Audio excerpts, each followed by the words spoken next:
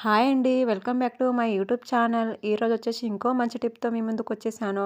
Last వీడియోలో onion తోటి ఎలుకలు ఎలా చనిపోతాయో, అలాగే ఇంట్లోకి రాకుండా ఎలా ఉండాలో చెప్పాను గదా! ఈసారి ఈ వీడియోలో అదే ఎలుకలు ఆనియన్‌తోని కాకుండా క్యాండిల్‌తోని ట్రై చేస్తున్నానండి.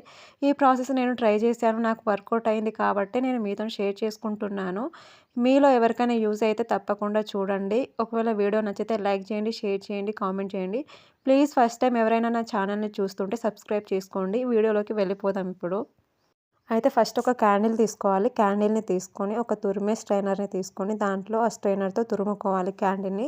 దాని తర్వాత ఒక పచ్చ కర్పూరం తీసుకోవాలి. పచ్చ కర్పూరం తీసుకొని ఒక పేపర్‌లో ఫోల్డ్ చేసుకొని దాన్ని పౌడర్ లాగా చేసుకోవాలి. చాలా మెత్తగా పౌడర్ లాగా చేసుకోవాలి.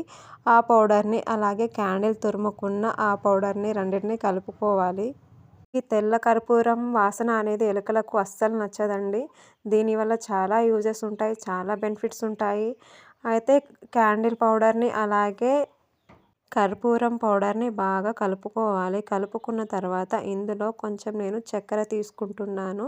మీరు బెల్లం కూడా తీసుకోవచ్చు. చక్కెర తీసుకొని బాగా కలుపుకుంటున్నాను. చక్కెర కలిపిన తర్వాత నేను గోధుమ పిండి తీసుకుంటున్నాను. గోధుమ పిండి మీరు మీ ఇంట్లో ఏదైనా మీకు ఏ పిండి అవైలబుల్‌గా ఉంటే ఆ పిండిని తీసుకొని బాగా కలుపుకోవాలి. కలుపుకున్న తర్వాత ఈ పౌడర్‌ని డైరెక్ట్‌గా కూడా ఎలుకలకు పెట్టొచ్చు. లేకుంటే కొంచెం వాటర్ పోసుకొని దాన్ని చిన్న పిండి ముద్దలాగా చేసుకొని ఎండలో ఆరబెట్టుకొనన్నా మనం ఎలుకలకి పెట్టవచ్చు.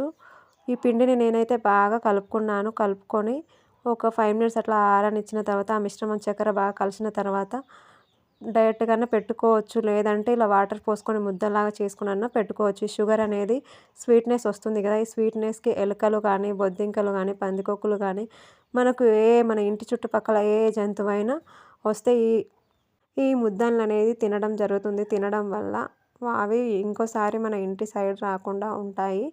ఇలా పిండి ముద్దను కలుపుకొని నేనైతే కొంచెమే చూపిస్తున్నాను. కొంచెమే ట్రై చేశాను మీ ముందు. నేనైతే పెట్టాను.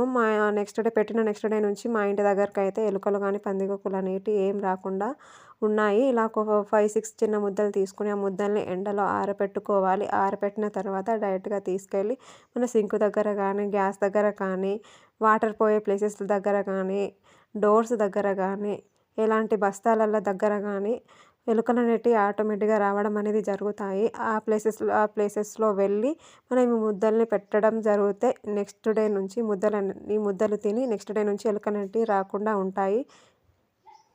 ఇలా ట్రై చేస్తే గనక మీకు ఎలుకల బాధ, పందికొక్కుల బాధ అనేది తగ్గుతుంది. ఈ ముద్దలు తిన్న తర్వాత అవి చనిపోతాయి. నెక్స్ట్ డే నుంచి రాకుండా ఉంటాయి. ఒకవేళ వీడియో నచ్చితే ప్లీజ్ లైక్ చేయండి, షేర్ చేయండి. Thanks for watching. Please support me.